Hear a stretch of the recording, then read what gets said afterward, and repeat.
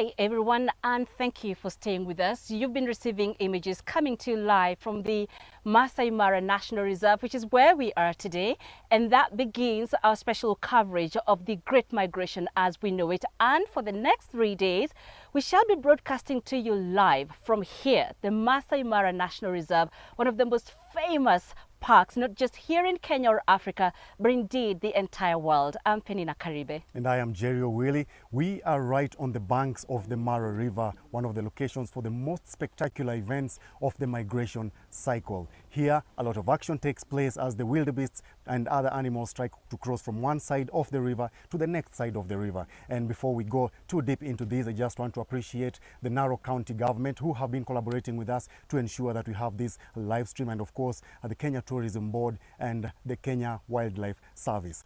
So Penina, you have had a chance, of course, to cover before this one of the 7 wonders of the natural world. How has it been so far, and what do you expect of this next time that you have gotten? Oh, Jerry, it's simply spectacular. I mean, I've been here since 2012. You can imagine how many times I've come here since then. I was back here in 2017, and I also had a few opportunities to come and visit on a personal capacity, and I'll tell you what, it just never gets old. I mean, this is one of the most spectacular things you could ever witness, and all of it happening in its raw element. I mean, it's uninfluenced by anybody, you know, it's just nature happening, taking its course. And I have to tell you, this is going to be a special treat, not just for me again, but also for everybody who's tuned in, because this is the Mara in all its splendor and glory, Jerry. Yeah. Yes, it is. And for me, it is my second time covering this very spectacular event. And as Penina says, I can confirm that the thrill never fades away. Whatever you feel the first time, you continue feeling every other time that you come here. And of course, it's something that's really magical. To have to be named one of the 7 wonders of the natural world, it's something that is very, very spectacular and breathtaking. Remember, these animals move all the way from the Tanzania Serengeti National Park and come into the Maasai Mara National Reserve, where they continue grazing as they go into a circular motion back into the Serengeti National Reserve. A total of more than 1.5 million animals make that trip, including wildebeests, zebras, gazelles, and impalas and other antelopes as well. But for this migration, Penina, what is that one bit of it that you feel catches your attention every other time about it? Oh, for me, I can't just single it out to just one. I mean, obviously, a lot of people know it for the migration that takes place. But I think for me, what I would say makes Mara so special, Mara is really what we call it popularly here, the Mara. What makes this national reserve so special is not just the migration in itself, but it's also the unique factors about the Mara. I like what the locals here say. They say it's not just the big 5 that you're going to see here, and the big 5 is the lion, the leopard, the buffalo, the elephant, and the rhino, but they have what they call the big 9. So the 5 that I mentioned, and as well, the cheetah, the hippo, which are grunting right behind us here in this river, as well as the zebra and the giraffe. So that makes a total of 9. And the thing about the Mara is that it's so easy, Jerry, to spot these animals. You really don't have to, you know, spend hours driving around, and largely because of the landscape of where we are. I mean, if you look around, it's just flat. It's savanna, this savanna, typical African savanna as we know it. I have to say, the beautiful sunrises and the beautiful sunsets, Jerry, all of that. I mean, it's just a cocktail of things that make this place really, really special. It just, like you said, the thrill never fades. It is. And just to give them a bit of some history about the Maasai Mara, it's drawn from 2 words, the Maasai meaning the dominant community that resides around this region here, who are the Maasais, and also Mara, which in that local language means dotted. So this is a vast grassland, very, very huge tracts of land here that are only dotted with droplets of acacia here and there. And as Penina says, the horizon here every morning, it's very breathtaking. It's something you never want to let go of. If you're here, you want to always be waking up early to catch a glimpse of that. And as you mentioned, Penina, right behind us here, we have herds of hippos, and these are very huge animals. But also, you can see crocodiles, and these are 2 animals that are on the vast ends of the animal spectrum, but yet continue to coexist during their stay here as the main residents of the river. Now, the hippopotamus are herbivorous animals. The crocodiles are carnivorous animals. If they get a chance, the crocodiles would easily devour the hippos. But there exists some unexplained respect between the animals, and people think maybe it's because with their vicious nature and the potency that each of them have, they give each other that respect and give each other their space. And of course, when the animals come to this point, Penina, that is one of the most breathtaking events that happens here, when the wildebeest cross from the one side of the river to the other side of the river. You know, I actually wanted to jump in when you were talking about the hippos and the crocodiles, because just a few days ago, Jerry and I and the crew actually had the opportunity to see one of those crossings. Because the thing about this migration, it's called the Great Migration for a reason. It's because it involves, like Jerry said, so many animals in their millions. And so it doesn't just happen in one moment. It keeps happening throughout a stretch of time. And so we witnessed that crossing, one of them. And Jerry, you were there. You remember there was this crocodile that was coming. And I think there's a hippos as well just in that space. And you know, there was one time I remember seeing a hippo that was sort of trying to save the wildebeest from this crocodile that was attacking. Indeed. There's actually, I think that's one of the moments about nature that you just hope you get to witness, because there's these snippets of this kind of, I don't know what to call it really, but just some kind of symbiotic relationship that exists between different species, and how one behaves when another is under attack. And to me, I remember wondering, oh wow, does the hippo actually understand what's happening here? And so is it like doing it intentionally, or is it just feeling disturbed, and so it's just trying to have some peace in its space? I don't know, but it's just incredible snippets you get to experience in the wild. It is. And as you also mentioned, just the same day that we witnessed that crossing, we also witnessed animals that were not fortunate enough to cross to the other side of the river. Heartbreaking for me. Heartbreaking, but as well, it's the cycle of nature. It's life in the wild. We got a chance to see some of the wildebeests actually being dragged under the water by the crocodiles. Now, the crocodiles hunt their prey by suffocating them. Once they catch the prey, they suffocate them. And during the wildebeest migration, the Great Migration that is, it is a harvest season for them, a season of plenty. So they know every single time these animals have to cross from one side of the river to the other, they are assured of a meal with very minimal effort put in place. And we got a chance to see some of these animals actually taken away by the crocodiles. And as Penina mentioned, the hippos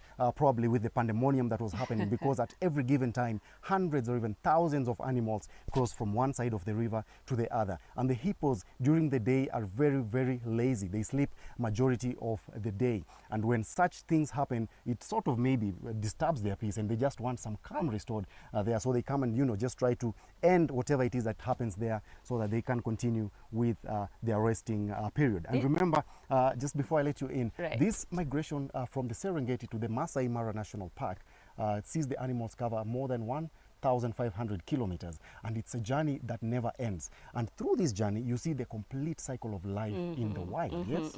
That is so true. I mean, it reminds me of what one of our cameramen yesterday said, because we were driving out of the park and we saw a buffalo that had just been killed by this pride of lions, but then they abandoned it. It was a female buffalo, which made me feel, oh no, I hope it didn't have a young one. You know, but one of the cameramen said life and death coexist, and you actually see that very clearly in such a setting. I don't know if our cameras are actually able to capture what's happening behind us, because you were talking about the hippos and just how much they love their peace and quiet, and how they spend hours during the day basking, because the Mara can get really hot. And you can see right behind us, that's just an example of what Jerry was talking about. And they can lay there in the sun for hours on end, and not just the hippos, but the crocodiles as well. Jerry, I look at them and I envy just the laziness with which they just carry with them during the day. I mean, they don't have to think about much. It's just a really easy life. But it also speaks about how easy, like I had said, for you it is to spot these animals. We could see a buffalo that's just been killed, and the lion was just there. You know, one of the lions in the pride was just lying there. So it just tells you that you don't really have to struggle much. It's such a treat being here. I mean, I cannot really overemphasize that. It's such a treat being here, because you get to see everything within a very short period of time. Yes, Jerry. It is. And just as we remain on the hippos, you know, these are some of the animals that are responsible for very high numbers of human deaths every year. And they're very, very huge animals. Right. It's amazing to actually realize that they're actually herbivorous animals. Yeah. They only survive on vegetation here and other probably lesser sized animals, Right. just, you know, hunting and feeding on prey. Yeah. But just as we get back to the migration itself, Right. as I mentioned earlier, it gives you a sense of the full cycle of life in the wild as they move all the way from Tanzania and into Kenya. And we mentioned earlier, it is a season of harvest for the crocodiles when they cross the river. But before they get to the river, there are also other predators that also look at it as a period of plenty. Right. The lions, as you were mentioning. Yeah. We have other predators, like you mentioned, in the Big Five and the Big Nine. The leopard making it into the Big Five, the cheetah making it into the Big Nine. And for them as well, it's something that I would imagine it's a season that they know they're never going to lack. But Yeah. of course, so long as you put in the effort, you're always going to get something. And that's the thing, Jerry, even the hyenas, like what we saw this We saw morning this when we morning, were yes. driving, you know, so easy to spot them. And a lot of people think, did you know, by the way, Jerry, speaking of, that Mara is actually a research center for the hyena species. And they compare the predatorial behavior of the hyena versus of those other predators in the park. And for a lot of people, they think that the hyena is quite lazy. But it's not. These are animals that actively hunt in parks. So when we talk about life, the cycle of life and death during this migration, it's not just the cats, it's also other predators like the hyenas and the wild dogs and so many other varieties that I'm sure as we move on, we will discover, Jerry. We will. And as you Right. mentioned, the hyena, it's very interesting. You know, they're one of the few predators that are very, very social. They hunt in packs and they are led always by a female, which is different from the lions because every lion pride is led by a male lion. Right. They you know, commonly known as the king of the pride. Right. But as well, so now we have the lions, we have the hyenas here, we have the leopards, we have the cheetahs. How many times have you managed to actually see a leopard in the Mara? Because that is one of the most elusive animals in the wild. I have never. Can you believe that? Like so many times I have come here, I've never managed to spot a leopard. You know, that's actually how good they are at hiding. But that's not to mean that you won't see them. You know, they are there and you will know when one has been spotted because there's a lot of communication that happens, you know, just amongst the tour guides that are in the park, and they will let you know where the leopards are. Yes, and as you mentioned, the Mara is so much more other than the great migration that happens here in collaboration with all the Tanzania Serengeti National Park. It is also a place where people do a lot of research on wildlife and of course even the vegetation here. Now we have lined up a very robust content plan for you this day and for the next 2 days beyond this, so that you just get to an understanding of everything that happens here in the Mara. And later on in this same broadcast, we are going to be getting some very good insights from the lead warden here in the Maasai Mara National Reserve, that's Stephen Menis, and he's going to be just talking to you about the science behind the Great Migration and of course a bit of wildlife protection and everything that happens in here. I don't know, do you look forward to that in conversation? Oh, I do. I've got lots of questions. For example, there are those animals making the trek for the very first time, but there are those who've done it before. And I just keep wondering, given the vast expanse of this reserve, do they remember, like the elephants do, which is the route to follow, or do they just take a chance? You know, it's one of the questions I want to know. And also, just how does that then affect the whole ecosystem of the Mara? You know, I want to know what drives this migration, you know. Can you tell, is it a specific time of the year or does it just randomly happen in the year? Yeah. There's a lot to look forward to. There's a lot to look forward to. So stick with us. After this session that we have here with my colleague Penina, we are going to throw you over to our colleagues in Beijing for another session as well. But remember, later on, tune in again. Just remain with us as we wait for that insightful engagement with the Maasai Mara Chief Warden, that's Stephen Menis. For now, we're going to leave you in the capable hands of our colleagues in Beijing. Hunters, prey, and scavengers, land rulers, and water dwellers. All among more than 100 species of mammals and bats found in this vast mass of land. The Maasai Mara. Undoubtedly, one of the finest collection of wild animals anywhere in the world. Here, survival is constantly at threat. Thus, from August 16th to 18th, as CGTN Africa takes you deep into the Maasai Mara to give you an unhindered view of life in the wild.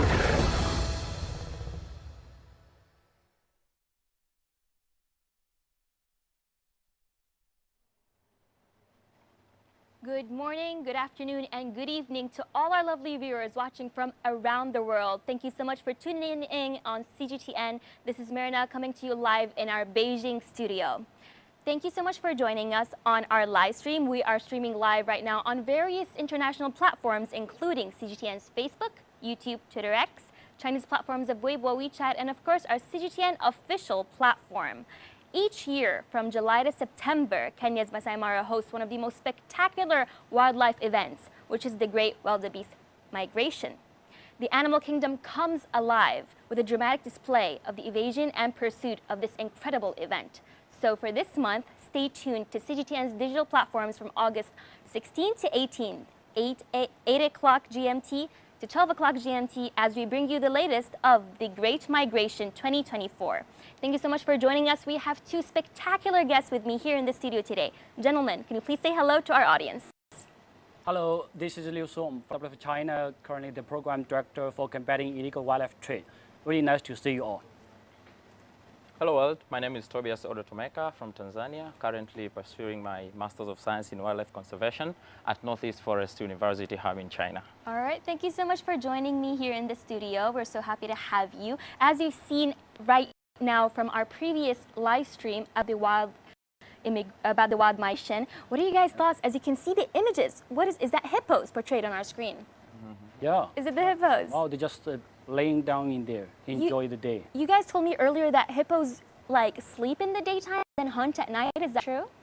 Yeah, They exactly. They would go grazing at night when there's no sun, so heat is low. You know, hippos lack fur. Oh, okay. So the day sunny and heating will affect them. Yeah. But I mean, for someone like me, for example, I think hippos are like sweet and cute animals. But can you tell me, are they dangerous?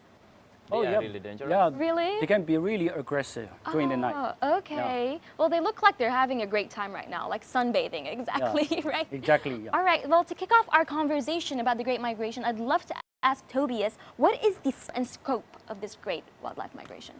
Okay, so talking of wildebeest migration, we are talking of the most wildlife spectacle. It's of course among the largest and probably the longest overland migration of ungulates. I know we have some other examples in other places, like the Arctic caribou that go long distances, but wildebeest migration is unique in its way, perhaps because of its size and probably the effect that these wildebeest have in the ecosystem. With the scope, so the migration takes place in a very extensive area that of course involve about 6 protected areas of different management strategies, but also levels. This includes the Serengeti National Park in the Tanzania and some parts of the Ngorongoro Conservation Area, but also this goes to some game reserves like the Maasai Mara, the Maswa Game Reserve, Ikorongo, but also Grumeti. And at this time of the year, they also traverse through the Maasai Mara in Kenya. So it's a very extensive area.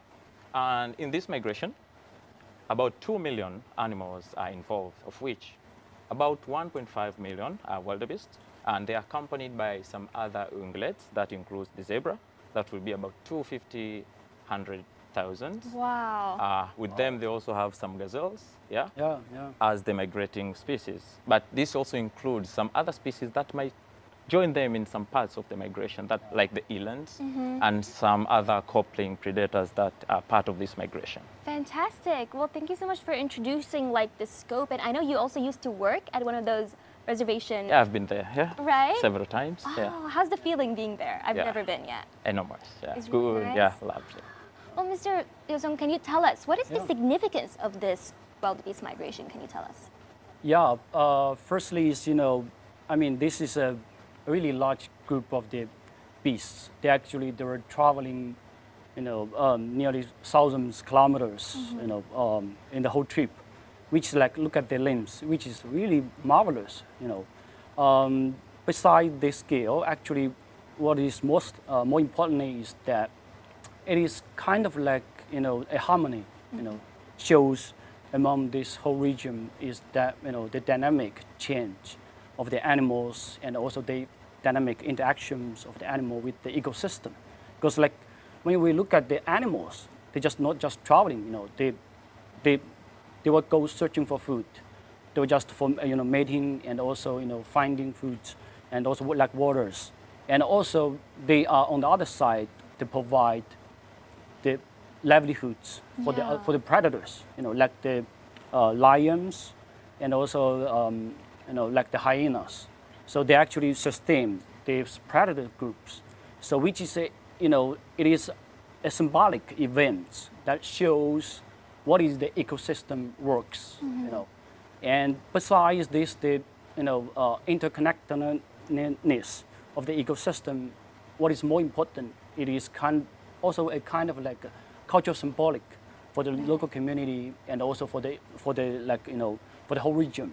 Okay. Because just imagine that a big group of animals, they were traveling thousands of kilometers through the plains, and also there are crocodiles in the rivers, and also there are predators in the land, which represents the wildness of these species. So I think it has a more symbolic meanings culturally, and also because based on this significant scale of this traveling event of the migration, it actually attracts thousands, visitors across the whole globe to see these fantastic, spectacular events, and that also helps the local community. The revenue generated from there actually benefit the local communities in the Kenya, in Tanzania, and that in another return also contribute to the protection of these species. So by that saying, I think this event is amazing, spectacular. Absolutely. Yeah. Yeah, indeed, indeed. I'd like to take me back to your childhood. When did you start falling in love with animals and trying to work in a field that deals with let's say wildlife? Yeah, I feel like I was connected the first moment, when I was in Maasai Mara, which is 15 years ago, when I saw this spectacular group of the animals and also the landscape in there, I feel like I was one of the members, You felt connected to it. Yeah, All right, definitely. Awesome, awesome. Well, Yeah. Tobias, if we can ask you more about the timeline, and for example, can you let us know a bit more, when does it happen exactly? Okay, so talking of this epic journey of the wildebeest, so the migration is actually secular, so we can start at any point, but I think for this time we start at at the point where life of new generation of wildebeest starts. So in January, actually January to March is the calving season, Okay. which happens in the southern Serengeti and some parts of northern Ngorongoro conservation area, where areas have short grasses, and wildebeest prefer using this area for giving birth to the new generation of the calves. Yeah, and this area is suitable for this because there are short grasses.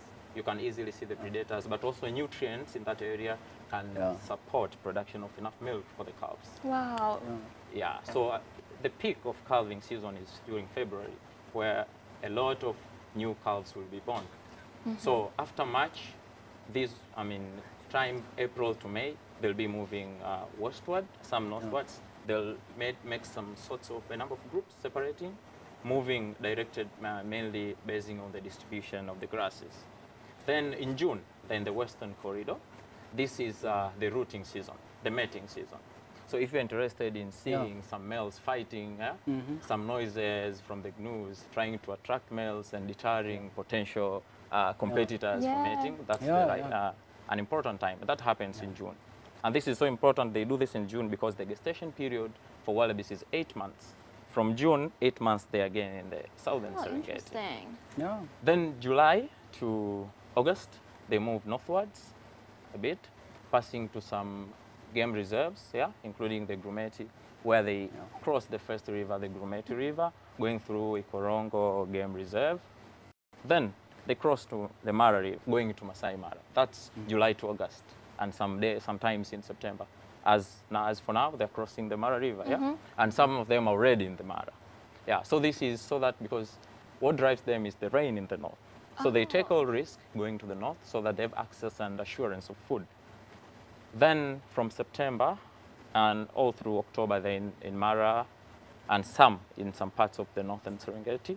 They spend there sometimes until November, where rain has come to the previous area, the south, and there is supply of food. From that time, they'll head back to the south, and in January, the cycle starts again by giving birth to the new generation of wildebeest. Wow. It all comes around. Phenomenal. Yeah. Very cycle. cool how you showed me the migration routes as well. Yeah. But you mentioned, of course, a lot of factors which are affected also by climate. But did you guys know we actually have a guest with us right now who is actually your schoolmate, Nathan, who's doing PhD in the Northeast Forestry University. And he will be answering the question, which is how much of an impact does climate have on the migration of wildebeest and zebras? Nathan, if you can please let us know the answer. Now, the Great Migration is really a story about the interaction, the relationship between animals and their environment. And the Serengeti Mara ecosystem is really a place that can be defined by its seasons, the dry season and the wet season. And within these seasons, the landscape will be very, very different. The grasses, the water, so the food and the water availability will be very different. And the distribution of that food and water will be very different. Now, the wildebeest and the zebra, basically what we see as the Great Migration is these animals moving around that ecosystem to follow the food and water. So as the land becomes drier, the food and the water changes distribution, and animals are following that. And of course, this is driven by climate. It happens every year, it's a regular cycle. Now, climate change, it has many, many different effects. And some of these we are very familiar with, for example, getting hotter, getting drier, even if we have more frequent and more severe storms. Many places get hotter and drier, and of course this has implications on plant growth and animal distributions as well. But perhaps one of the things I can talk about briefly is another aspect of climate change which does have significant implications. It's about the seasons, and specifically it's about the timing of the seasons. Because, you know, we're very familiar with perhaps the spring, summer, autumn, winter system of the cycle of seasons. And we know they happen every year, we know when they happen, what happens in each season. For example, spring, we have the flowers emerging, we have insects emerging, we have animals giving birth to their young. And these things, they don't happen in isolation, they happen in synchrony. And this is really important because the animals give birth to their young at a time when there's lots of food available. And the insects emerge when the flowers are available, so they can get their food as well, the nectar and the pollen. And the plant is able to benefit because it gets pollinated, so it can reproduce. And if it's producing food, it produces fruits, for example, which provide food for other animals in that ecosystem. So it's really important that these things happen at the same time, and that they've happened together in time for a long time. But climate change is affecting the timing of the seasons. And so we can think about this quite simply. If you imagine now we've got this mismatch, you might end up with plants growing a little bit later after the animals are starting to look for them. And if this is about pollination, maybe the plants are not going to be pollinated. If it's about animals searching for food, but the food's not available yet, perhaps you're going to have implications, quite severe implications, on different species of plants, animals, and the functionality of that ecosystem and what we see and what we observe in nature. Thank you so much, Nathan. I can sense the passion that he has for this topic, and he gave us a very clear view about the environmental climate factors that affect migration. I would like to ask, since you're both schoolmates, are students from your university all passionate like you? Oh, I would say that. So I'd also like just to come back to you. What are the future climate factors that will affect migration? Okay, so as Nathan explained on the synchronization that is happening between the conditions that drive migration, and food distribution is very important in the distribution, but also the pattern of this migration. So we think of a time where there'll be a great shift in the environmental conditions, say rainfall, suppose. Right, yeah. Okay, so they mate in June, so that after 8 months, they're in the southern Serengeti with the short grasses that is suitable during that time. So suppose it's that time of the year and there was no rain. What happens? We are here to give birth, or don't we go there for birth? So this will definitely negatively, impact the population of the wildebeest and the associated migrating species. I see. So this might lead to probably destruction, decrease in the numbers of the wildebeest, and we have less wildebeest in the Serengeti Mara ecosystem. Everything else goes different because these are the keystone species in this ecosystem. That means they affect every other animal in the ecosystem. So the wildebeest are key. So being it that it is climate change that drives this movement, rainfall in the north makes them go north. It comes in the south, there is food in the south, we go there, we get good food, but also mating sites, breeding sites, yeah. So this would largely affect this ecosystem in general. I see, Yeah. I see. Well, as we can see right now on the screen, right now we have a huge group of them coming, but you actually gave me a very fun fact before we started filming, which is we saw some zebras in our live stream eating grass earlier. What was the fun fact that you gave me that I actually didn't know earlier? Okay, so in this migration, the zebras and wildebeest, they all walk together. Now, there is this question like, how could they stay together and they all eat grasses? Yeah. It's some sort of competition, yeah? I bet. Yeah. So they can easily stay together because this competition is reduced by what is called resource partitioning. Okay. In resource partitioning, we either decide, we all want this, so we decide, we either eat different parts of this ecosystem, like I'll use this area, you use this, that will be avoidance. But if we have to stay together because we have more advantage together, Okay. like together we are strong, right? Together we're stronger. So we decide to eat different parts of this grass. So zebras adopt to eat the upper part of the grasses. And after they eat this part, we have the grasses remaining that is suitable for wildebeest. Oh. So wildebeest comes to eat, and this becomes some sort of a competition which drives these zebras ahead. So zebras are always ahead of wildebeest. They go ahead. These two species create an environment that is suitable for the other migrating group, the gazelles. So gazelles always come after the wildebeest. So you're paving the way for the ones that are some coming, facilitation, right? they facilitate. So you don't have the wildebeest and zebras, you don't have good and quality space for feeding for the gazelles. I love it. The ones who come before are basically like paving the way for the earlier ones. Yeah. And to our lovely audience, if you didn't know, actually, they've told me that when you're looking at the zebras eating, they only eat the top area of the grass as they leave the bottom area for the wildebeest, right? Yeah. And then as they do that process, they're leaving a bigger space for the gazelles that are going to come later. Fantastic. And that is the balance of the ecosystem. Absolutely. It's really marvelous. Exactly. Mr. Dusson, this is what exactly I want to ask you. As someone who has experienced or witnessed the Great Migration, what advice would you give for people who are curious or want to go and see more? Yeah, actually, for the travelers who are planning to go to the Maasai Mara, or the Serengeti, there are a few tips, which is really useful, for them before the travelings.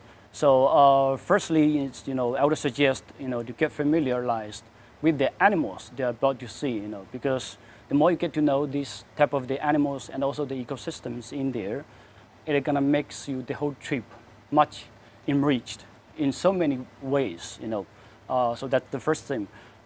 Secondly is, when you go to travel in the Kenya or some other countries, it's also highly advisable, that get to know the laws or regulations about the wildlife, especially about the wildlife products in there. Because sometimes when you bought souvenir or or purchase some items in there, it might be legally to purchase in there. But when you carry those items and back to China, you will face some other penalties. Depends on the items that you carry. So like for the ivory tusk, and also for the rhino horns, etc. So you should be really careful about that. And lastly, I would recommend this, that when you're traveling, it would be a wise choice to having this low ecological footprint. So for example, when you are having food in the wild, you can order the appropriate amount of the size of the food. And regularly for us, when we're traveling, we have one principle, which is which I think is really good, which is called the -1 principle.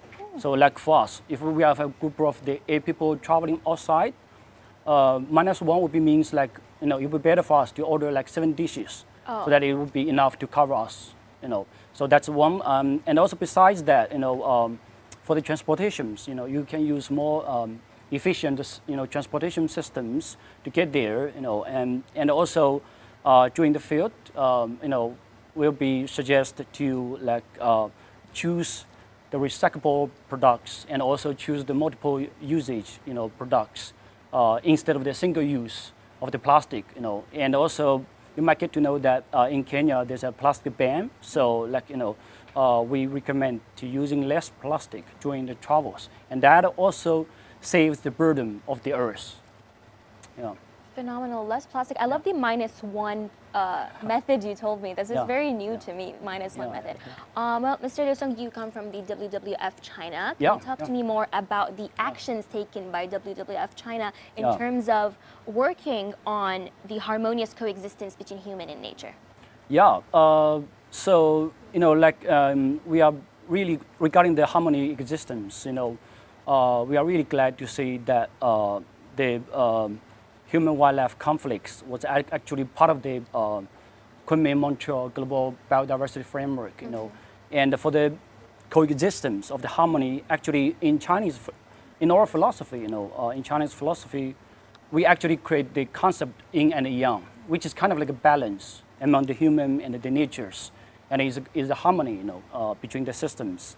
So I want to use an example, to illustrate. So for WWF, we have been working in China more than 40 years. And our logo is actually an iconic species, which is also native to China, which is panda, Oh. So date back to 60 years ago, panda at that time was, actually we're facing a crisis, which the fragmentation of the habitat and the loss of the food, and also the intervention of the local community, which also limits, the field, So WWF is the first NGO, INGO was invited by the Chinese government more than 40 years ago, and so our project actually is firstly work on the panda conservation in the field. And during that time, we launched several initiatives by working with the government and also the local communities in there. So the initiatives including the habitat restoration and also building the ecological corridors among the fragmented habitats, and also provide sustainable livelihoods, while also we trying to increase the awareness of the local communities in there. So we've been working in there for more than 40 years, and as you might know, that it used to be categorized as endangered on the IUCN Red List, but at the 2016, so we are glad to saw that the panda actually was downgraded from the endangered to the vulnerable, which is a remarkable achievement. And it is a witness of the devotion from the Chinese government, from WWF, and also the private sector we are working with, to contribute to this big, iconic species. And also it is a really symbolic event, witness the harmony between the panda and also the local community and also the forest that they rely on. Yeah, definitely. Yeah. But tell me, you've been in China for a while now, Tobias, right? Have you seen a panda yet? No. No? I've seen a tiger now. You've seen a tiger, you haven't seen... I'll see a panda before I leave. Yeah. He's going to see a panda before he leaves. It's already part of his plan. Yeah, definitely, they're going to work the whole trip. Yeah. All right, definitely. Well, let's leave the sweet panda for a bit now, and then we come back to our migration. Tobias, tell me, for example, this kind of migration, what kind of threats do you think that these animals face? Can you tell me a bit more about that? Okay, so I'll try to group these threats to some ecological aspects that could be a threat to them, and we have some general threats that we have with with all animals and wildlife, and specifically with the wildebeest. So in this migration, when you move, you expose yourself to different environmental characteristics. Initially, the reason is to access water, access food, but because you traverse through ecosystem that has predators, you are obviously exposed to predation. To the predators. To the predators. You'll be eaten by crocodiles as you cross the river, right? You'll be eaten by other predators, the lions, leopards, and others, Okay. So anyway, but they adopted to tackle this. Then we have a lot of other threats that some are linked to anthropogenic activities like habitat destruction, which is common throughout conservation in the globe today. Yeah, and some other that are associated with climate variabilities in different areas, like some delays in rainfall, some delays in certain So this migration becomes like, it's not constant. Sometimes there will be some delays. Yeah. So these threats, of course, in a long run, they may affect this population. And if they affect this population, you affect the entire ecosystem.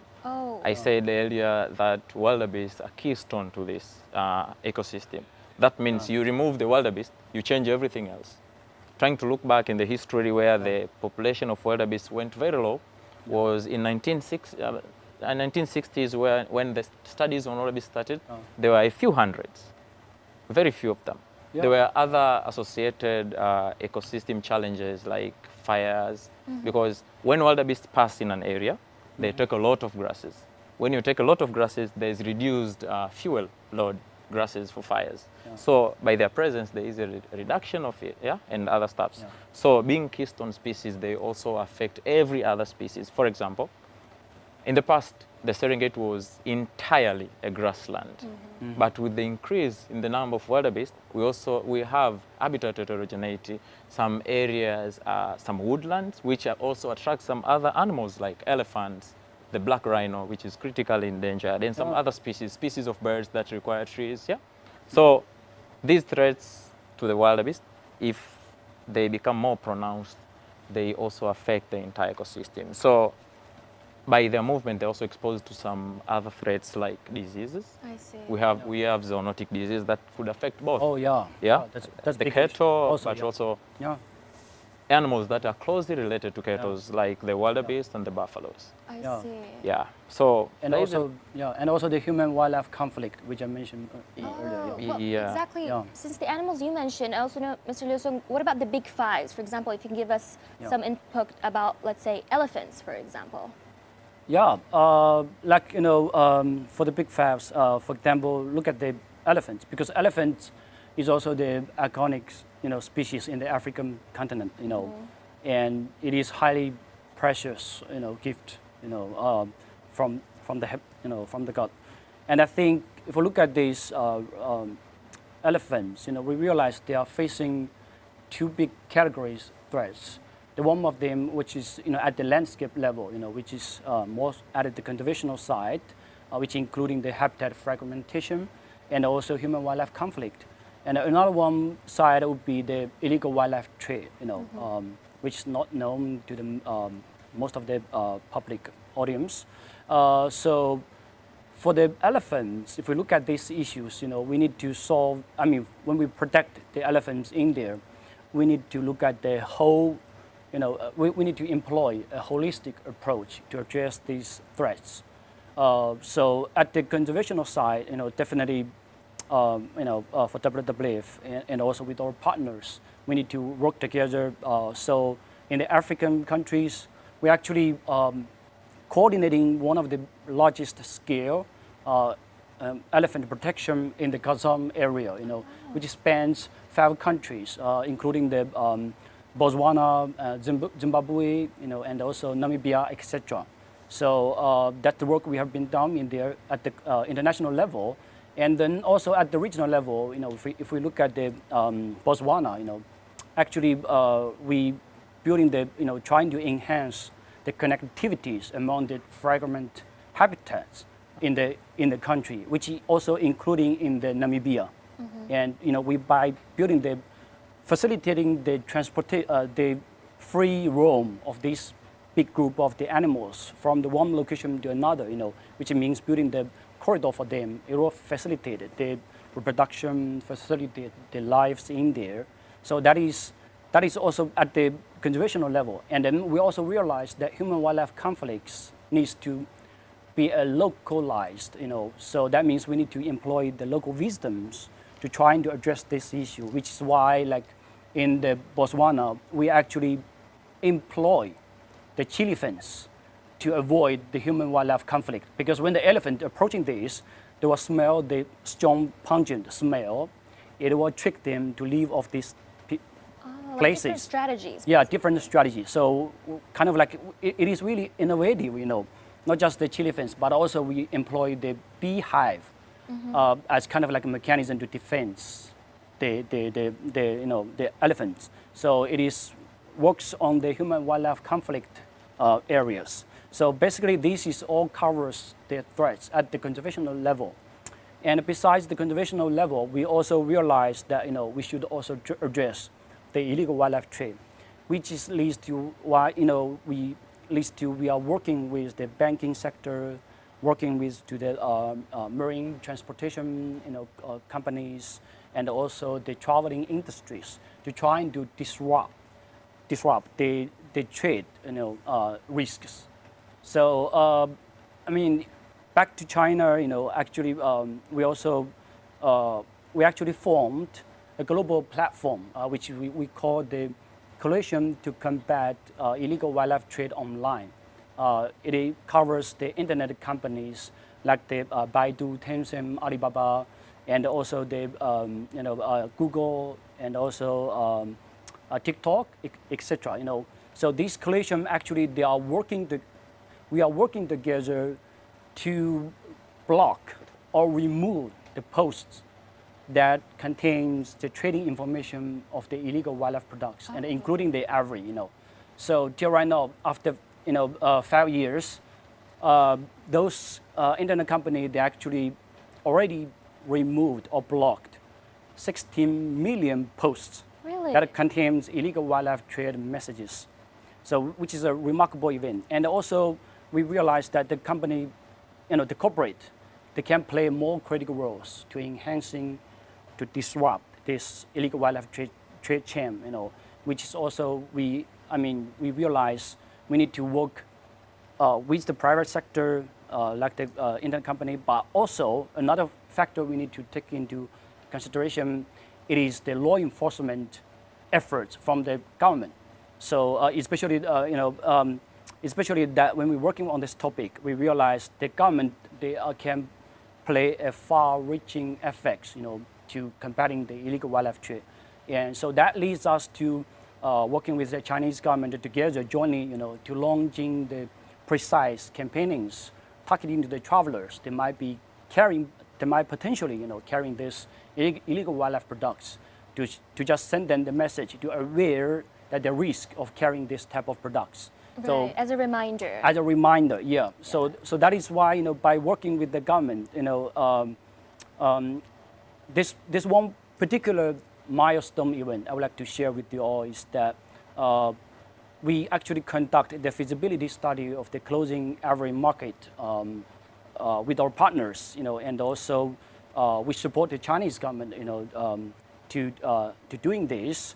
So which leads to the closing the ivory ban of the Chinese market, the ivory ban of the Chinese market in the 2017.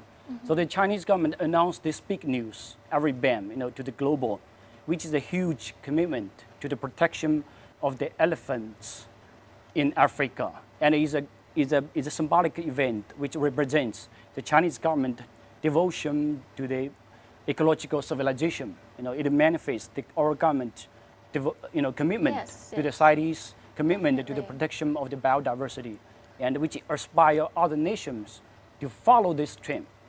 Right, because in the end of the day, like you're saying, this ecosystem isn't just about like one country or one continent. It's all connected with each other. So if one of them has harm or is being harmed, it does affect the entire ecosystem, doesn't it? Yes, and this one has been so effective because the population of elephants is now increasing after this movement. So China played a great role in conservation of elephants. Yes, because the market was mostly in the east. Okay. So by banning the business in the east, then you're reducing the possibility of taking these I see. Well, keeping, like, it's always lovely to hear that a specific animal species is increasing in numbers as to, like, let's say, almost being extinct or having a small portion of it. About 2 months ago in June, I was in, I think it's an animal that's related to your hometown too. I was actually in Yancheng in Jiangsu, and then the Milu deer over there, they said back in the day it was also like the numbers were quite decreasing, but because of the efforts that the conservation camp in Yancheng is doing to protect them, that the numbers have increased so much, and some of them don't even have to be in the like nature reserve. Some of them are like set free to nature just because they feel so comfortable. Yes, yes. They are right now like have the a large wider population of the Milu deer, which is also called the Pierre Davis deer, in the southern part of China, like the Dongting Lake, which is really close to my hometown. You know. Is it? Yeah, I felt like when I mentioned Milu, you're like, oh, that's close to my hometown. Even the birds over there, they said that like the lake over there, they treat it as a transit center. So it's when they're migrating to other countries as well, they pass by there. And then when you do ask the locals or like the workers over there, you're like, why do they choose to come here to transit before their travels? They're like, because they feel so comfortable with the environment, and also because the cuisine, like the food is very comfy. So this is like my next question also for Tobias. When they are migrating, how do they get food, for example, these animals? How, like? Like the factors of what do they feast on during these migrations? Okay, so the zebras that are always ahead of the movement. I said earlier they like browsing the upper parts. Right.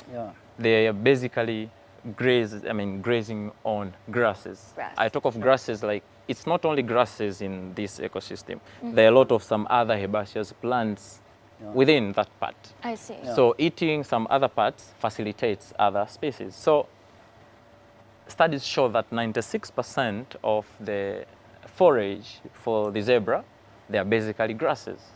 So they will eat a very small portion. A very small proportion of their diet is composed of some other plants that are not grasses. Talking of wildebeest, they're also grazers, but grasses as grasses, they only contribute to 76%. That means the remaining percent contains some other herbaceous plants. Talking of the gazelles, the only 26% is made of grasses. The other proportion is made of some other herbaceous plants. It could be legumes, some sort of, some broad-leaved, and some other species, they will prefer to eat a mix, So this... Those are the wide appetites one. They're fine with everything. So everyone eats what they like, but also it reduces competition. And this drives the movement. So here's an ecosystem. Here's a place we're migrating. There is a lot of grass. So I'll eat to this point. When zebra finish the upper parts, the wildebeest will come to take their parts. That pushes the zebras ahead. Wow. Now, after we've finished this part of the grasses, we facilitate uprooting of some fresh grasses that are small and that are preferred by the gazelles and some other species. I love that. The reason, I love that part so much is because you never think about how, in the animal world, one is leaving something for the other. You just imagine they're just minding their own in packs and going, but actually, as you've explained, they're all looking out for the ones coming after them. So things happen in very fine scales than we can see when observing. We'll just see a group of zebras, a group of wildebeest moving with others. As you can see the zebras right now, who are they? Like, what are they with? Are they with? That's a topi. Ah, topi. Interesting. They're really close to each other. Oh, I love that. And as you see, there's no fighting happening because, as Toby has just explained, there's a protocol, I think. There is some other advantage that animals obtain by being together, which facilitates or it makes easier to survive. So when it's many of us, the probability that I'll be eaten is low. First, because it's a lot of us. It's a whole pack. It's many of us. If a lion comes, it could pick 8 of us. Maybe that won't be me. So that is a first advantage. But another advantage is different capacities in these animals. So, for example, it is known that zebras have a good eyesight than wildebeest. So if a predator is approaching, we are going to see the predator before it arrives. So that helps us, some sort of alerting, like, hey, let's run. While the wildebeest have some good sense of smell, so they can locate the rainfall and the distribution of food. So the wildebeest will show us which way to go, while the zebras, they'll help us locating the predators. Then we we maximize the possibility of surviving. You know, we're always hunted. Yeah? When you're in the wild, you're always hunted. That is Yes. They are like phenomenal. evolving different sets of the skills, so they can compete with each other and then all complement to each other. It depends on the situations. This is fascinating for me because I never imagined that. Like, zebras with their good eyesight can first locate something and they can see. Hey, a predator coming? Yeah, a predator coming, and then the wildebeest has its own other functions with Yes. the smell. Science. Yeah. That is fantastic. Are we looking at crocodiles right now on the screen? Yeah. Wow. Are they also like, how, I'm confused. Based on what I've seen, I do think crocodiles are like wild and more aggressive, I would say. But as you can see right now, they're seeming pretty chill. I even saw a baby alligator earlier in our live stream sleeping right next to the hippo. Yeah. Right? They are really aggressive. Yeah. If you get close to the water, they'll take So you now down. we see the giraffe walking in there. Oh, you can see it. Yeah, yeah, just in the bushes. Oh, it's amazing. Well, Mr. Luzon, tell me, what was the first time Yeah. you ever witnessed a migration? It was like 15 years ago, and the first species I actually witnessed, because at that time I was lucky enough to spot the lion. Actually, there are like a whole family is actually were laying in the grass. They were just waiting for some other species to hunt. Really? And that is really like a fascinating event, because that was the first time I saw the real things happening, the real hunting happening. And before that, I saw most of these scenarios from the television, from the people's story. But when I actually saw that one, I feel like, wow, that's how nature works in some way, And that's how make me feel like the wildness in my mind, Right, definitely. Yeah. Well, as we can see them on the screen right now, like, oh, the gazelle. Oh yeah. Oh, no, it's not the That's gazelle. giraffe. Wait, oh, the giraffe. Giraffe. Oh, the giraffe right there. We can Yeah. see it walking so mighty on its own, right? Majestic. Yeah. Majestic, definitely. Yeah. Look at it's walking that. there. He's walking on its own. Well, it's Yeah. so funny. I think as we witness all the different animals, what is the one animal you'd never expect is so mischievous? Like for those who are going to watch the migration, what is the one animal that you need to like take care of or beware of? I would say like hyena. Hyenas. Yeah, hyenas, because they're really like actually hunting in groups, and they know how to organize Really? well, to hunting the animals that bigger than the size, Oh So my. I'll choose the hyena.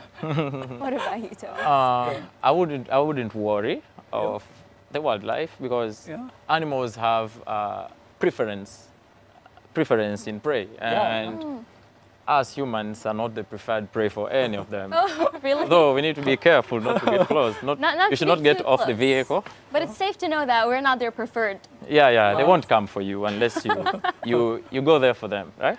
Yeah, Unless definitely. you But like, you don't need, and I think it's not allowed to get off the vehicle. You need to stay in your vehicle, Yeah. because a lion will not come for you. Okay, Yeah. I love that. Stay in the vehicle, but you can also really enjoy the view. Yeah. It's Yeah. quite majestic to see all these animals Yeah, in their yeah. migration. We've Yeah. only seen them on videos, but I really hope. I'm so jealous because both of you have witnessed Yeah, the yeah. migration, but I Yeah, never yeah. have. I can only see them live on the Yeah. camera, but hopefully This- one day. Yeah, that's one thing I observed like a couple of years ago, is that for the giraffe, you can the see giraffe. that is, walking, and when they are drinking for water, they actually put one of their leg Really? way ahead. Yeah, one or two, depend on the situation. And then they will bend their long neck to get the water, which is really like a fabulous way of drinking water. For us, we're thinking like obviously, you just directly put down the head and then you'll get the water, But for giraffe, it does not work in that way. Yeah, they say the giraffe is the tallest Yeah. land mammal, right? Yeah. But they say it's the shortest to reach the water. See, yeah. That's fascinating, right? Oh, we hope he's gonna go get some water now. Yeah. It doesn't look like it's that thirsty, but Yeah. oh, it's so cool to watch them. Yeah, exactly. Right? It's very Yeah. majestic, as Tobias said. Oh my God, phenomenal. Really, really phenomenal. Oh, Yeah. look at that. Is So he the running? giraffe is actually Yeah, it's the running. national game for Tanzania. Really? Yeah. It's the national one. Well, speaking of Tanzania, I do know, as a lot of our viewers would love to know, there is a phrase in Swahili Hakuna Matata. Hakuna Matata. What does it mean? Can you tell our audience? Yeah, it definitely means no worry. You don't need to worry. Hakuna Matata. There is no worry. Yes. Yeah. We just. It's kind of like the all is well. Yeah, all is well. You know, all is well. It's Yeah, 2024. I feel like if we can give one advice to all people around the world to be chill and don't worry, what would you tell them? Hakuna Hakuna Matata. Matata. Yeah. Chill out. Yeah. There's no problem. Chill out like all these migration animals. Yeah. Fantastic. Well, I do want to ask Tobias, you're a master's student right now. What are you majoring in? Wildlife. Wildlife conservation. Can you tell me a bit more about, like, what is a class usually? What's your research consist of? Because I'm so curious. Okay, wildlife conservation is it's broad, multidisciplinary Yeah. thing that is of course integrative. Some landscape ecology, Yeah, exactly. behavior ecology, and some other stuff. And for my research, I'll be working on lions. I'm working on lions. Yeah, Wow, good their for behavior, you. especially in preying. Yeah. Yes. Yeah. And do you feel like, as being like a youth, I would say, coming from Tanzania and coming to China and studying a major that is quite close to heart with you, what do you see for future aspects? Like, what do you think your education or with your supervisor here, how can that help in the future with whatever field you would like to enter to? A field that I'd like field- to enter to? Like the field of work that you want to enter in the future. Oh, I think I'm already working with conservation and ecology. And so you see, the first time I came close to wildlife, of course in Africa, I would say, Yeah. we are usually close to nature, this close, yeah? Yeah. Yeah, yeah. Like we have animals that will come to our communities. Oh, yeah. At first you just see, oh, Absolutely. what animal is this? It's a gazelle, yeah? For example, the village where I'm from, Yeah. some southern Tanzania, we are in proximity to a protected area, and conflicts are so common, of course, sometimes. Yeah. So another time I came to see an animal, it was of course a lion in some certain park. Yeah. That was 2007, 2006. Yeah. Then I was happy. Oh, it's a lion. Oh, I'll be seeing this. I love nature. But at first I never thought that this will be my profession. Yeah? Yeah. I just thought I'll be going to the field, observing elephants, observing lions, Yeah. and I loved nature. Yeah. No, it was good when it became a profession, and since undergraduate, I've been going to the field a number of times, enjoying the wildlife. And now I work at the College of African Wildlife Management. We do a lot of fields, and I think I'm happy. And I'm happy today I'm pursuing a profession, a study that basically focuses on the same. So It's something that you're passionate yeah, about. I am. I really am. What is the story of coming to China? Like, what made you go like, I'm gonna go and study, but continue something I'm passionate about, but in another country? Yeah, I really wanted to like become better in what I do. Yeah. And at first I never thought it would be China. So I had some options. Oh. One option was Okay. studying in Tanzania. But I thought I need to like make a mix, getting some new experience Yeah, from yeah. professional experts. We have them, but it's good if you mix, kind of mix, yeah? Yeah. Yeah. And here I am, I've seen Yeah. a tiger. I used to study them, I'd never seen them. Yeah. And I'll see the panda, right? Yeah. You're gonna see the pandas soon, I right? will. Well, So, studying here, has it, Yeah. let's say, changed your impression? Before you came here, let's say you studied your major, you were quite clear about it, but like what new fields of research have been added since you came here to China? okay, so China is good in technology and stuff, yeah? So I think I have a chance to develop my capacity that I'm sure after going back to Tanzania, I'll incorporate them. I said earlier, conservation is a multidisciplinary thing that involves a lot of approaches to conservation. Yeah, yeah. So I hope in the end, after I graduate this, I hope I'll be so useful to my country. Hopefully, Yeah. indeed. And also, earlier we were chatting, or like, how does, because you haven't been here for that long, but like you do know like Mandarin. Like Mr. Liu Song said, like he feels like you're good with languages. So tell me, what's the plan for you in the future? Like, are we studying more languages or what's happening? Yeah, when I'm done with my research, I'll focus fully to Chinese language. And of course, it's a it's a requirement that I need to HSK 3 to graduate. So I'll go to that. Yeah. So let me be your Chinese teacher. Thank you. Phenomenal. Mr. Liu Song, I know you spent a lot of time in Kenya, right? Yeah, yeah. When was your last trip? Last trip is last year. Actually. Last year, you spent Yeah. quite a long time there. Yeah, I spent not that long time. Mostly focus on the, works in there. We actually had a workshop, which focused on the emphasizing the sustainable travel during the journey, while also spread the Chinese law and the regulations, to our peers in there. It's more specifically to prevent the risk that it might lead them, to the jail or punishment from the law and from the law system. Basically, more awareness. Yeah, yeah. And how's life in Kenya? Did you enjoy it? Yeah, yeah, exactly. I mean, like, I do enjoy the life in the wonder of the nature.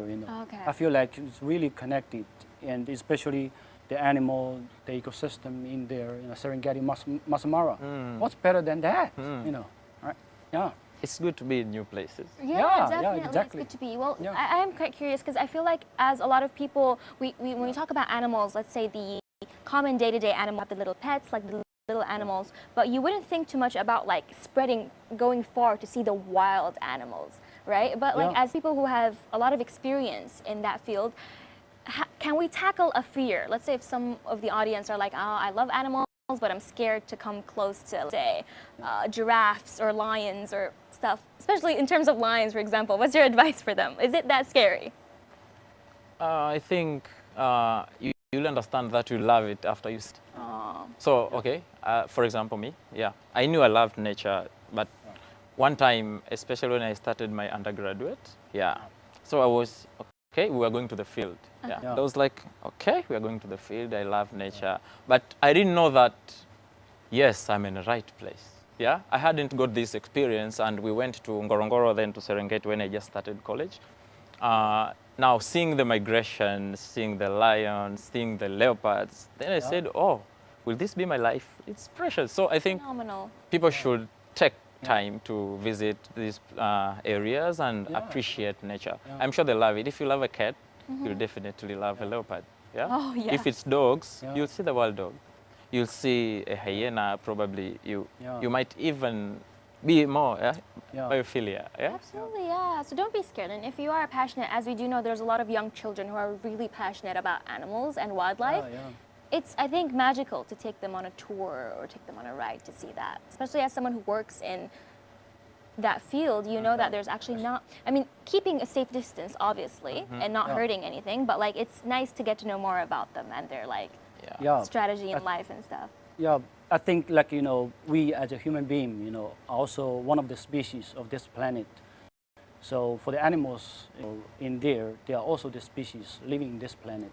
So I think the harmony for us is like, we definitely as a species, definitely the harmony should be coexist among the human and also among the nature system, And from my perspective, I think there should be, I mean, the one challenge that I observed would be like more sort of at the emotional level. Because when you fear of this animal, you actually, emotionally, you feel the barrier, So if you think yourself as a species of this planet, and then things are gonna be more easier, Yeah. Right? Oh, absolutely. When you have fear, it's like a barrier between something. Yeah. Not even for wildlife, but like anything in life. Yeah, or like yeah, even people exactly. or future careers or any aspect. If you have a fear, there's a barrier, as Mr. Dosung said. But cross over that barrier and get to know everything that you're passionate about more. Yeah. I do know that with the WWF, and as you've explained earlier, the coordination that happens between the continent and the organization is quite big. Mr. Dosung, are there any examples or like very, very successful case studies that you would like to share with us or the audience? Yeah, thanks for the question. Like for WWF, we actually, this one example, one of the examples I would like to share is about the tiger conservation, which might be like, you cannot find the tigers, the wild tigers in the Serengeti right now. I mean, not in the continent. In Africa. Yeah, not in Africa, but it's a species actually distribute in a lot of countries, like the Cambodia, used to be, and also Malaysia, Indonesia, Nepal, China, and also. So we actually launched a global initiative, which we call the Tiger Alive initiative at 2010, and after the Global Tiger Summit, at that time.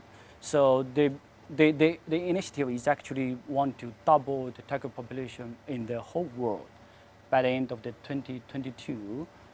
And so WWF actually has been working really closely with these tiger range countries, like in Malaysia, Indonesia, China.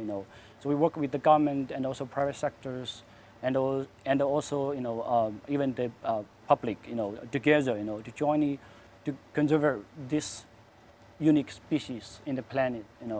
So after a couple of years of the protection and also conservation, we are glad to saw that the tiger population in the Nepal and also in the Bhutan and the India and China, the tiger population actually is increasing. So right now, for example, for the tiger populations in Nepal, it used to be like 15 years ago, it used to be around like more than 100. Right. So right now it's almost triple, nearly around like 355, tiger populations in the wild, which is a remarkable event, when you look at the species, because for the like flagship species, protect them needs huge amount of efforts, Right. Needs lots of work. So back to China, we actually also working with the Chinese government to take a holistic approach to doing this. So we actually having a team in the northeast region actually focus on the conservation of the tiger landscape in there. So we actually clear the snare that jeopardize the tiger's life, and then we also building the corridors to facilitate the transition of the tiger populations, and also we also feel like the human wildlife conflict is also a threat.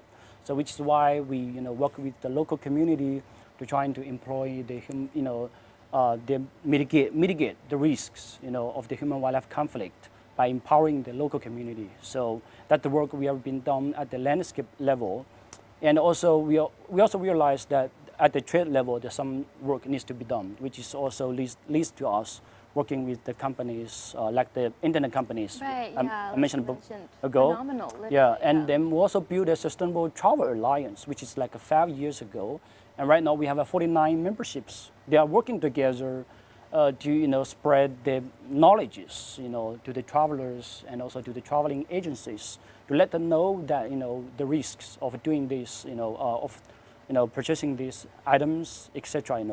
So and also we do the education programs to increase the awareness. And you might know that after a couple of years of work, the Amur tiger population in China is actually increased a lot, which is right now more than 60s. And this is a great devotion, a great piece of work that is with lots of the contribution from the Chinese government and also from the companies and also from the NGOs like WWF. We actually working together to make sure this species, living in peace. Absolutely, in because this it is planet. human and nature coexistence. Yeah, Because yeah. As I've heard from you, it's in the end of the day, it's not like, oh, these are our animals and it's your animals. It's a whole system. So Yeah, like yeah. while protecting mine and protecting yours, we are protecting a whole Yeah. system, isn't it? Yeah, So I think yeah. that's the phenomenal thing. You find a common ground, Yeah. which is the love Yeah. for wildlife Yeah. and Yeah. love for animals, Exactly. right? So the last question for Tobias, since we have talked about you've seen tigers here, you're waiting to see panda. Other than animals, what is next on the itinerary for your China journey? I think the cities have to be. Cities? Yeah. Do you have a few cities in mind? Yeah. A number of Which them, cities? yeah. I need Yeah. to. So I love traveling. Yeah. Yeah, and this time, like just coming to Beijing, Yeah. I've been You came by high-speed train Yeah, to. yeah, I did. How did that feel? yeah, very nice. Yeah. It Was was, it the your first first time I've time? never Oh, gone 300 wow. kilometers. Oh my. Yeah, so it's good. You're in a different place, different Yeah. people, different culture. Yeah, there is Yeah. a lot of lesson we can take from that. So this is Yeah. a call Awesome. Yeah. for Chinese. Yeah, come to Africa, come to East Africa, Yeah. observe the world. And it's just not about wildlife. We have many other tourist products. You have cultural. We have the Absolutely. popular Yeah. Maasai. Yeah. That is just one tribe. We have more than 120 tribes, There's for much example, more in things to see, Tanzania. and hopefully more tourism from both sides, Yeah. from our Yeah, friends from yeah. the African continent to China, Yeah. and from our Chinese friends also to different countries in Yes. Africa. Well, thank you both so much. Yeah. This was a very educational, very entertaining conversation. I feel like I've learned a lot, and hopefully our audience enjoyed our conversation as well. Thank you so much for watching us. This is our Beijing studio right now, CGTN. Stay tuned for the coming few days from August 16 to 18. We will continue to bring you the latest from the Great Migration 2024. We will say goodbye to our audience. from our Beijing studio right now, and we will set our live stream, our team in Kenya. Bye, guys. Bye-bye.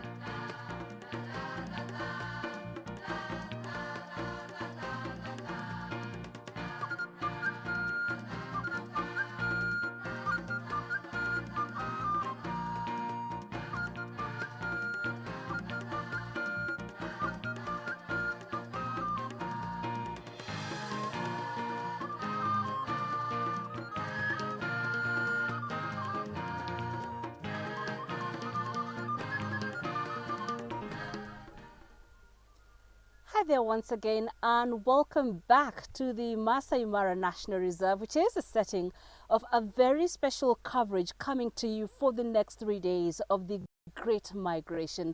I am in a Caribbean right on the banks of the Mara River, which is a setting of that Great Migration. And with me this beautiful and lovely afternoon is Stephen Oleminis. He is the Chief Warden of the Maasai Mara National Reserve. Mr. Minis, thank you very much for joining us this afternoon. Pleasure to meet you. So Maasai Mara, let's talk about this great reserve that is known worldwide. Give me a bit of a history. When was it established? Well, Maasai Mara National Reserve was established in 1948. An area of 520 square kilometers. Where we see it is the Mara Triangle. It was established as a wildlife game reserve by that time. It borders the Syria Escarpment, the international border, Tanzania, Kenya, and the Mara River. That's where the first establishment of the Maasai Mara National Game Reserve was established in 1948. In 1961, then they extended an area to the Great Mara, where we call it now the Greater Mara, which forms 1,830 square kilometers. They gazetted Maasai Mara National Reserve. That's when the gazettement was done, under the management of Narok County Council by then. In 1984, an area was excised to pave way for the community bordering the park to get watering points. Then the area was reduced to 1,510 square kilometers. That is the Mara National Reserve now. And then in 1995, Trans-Mara County Council was created.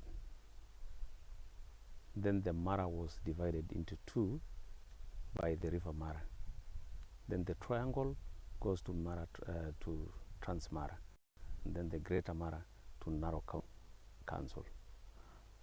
These two areas were managed by two different county councils, whereby the triangle, the Mara, the then council gave the management of the triangle to a conservancy, a private conservancy. And then Narok County Council continues managing the other part of the reserve.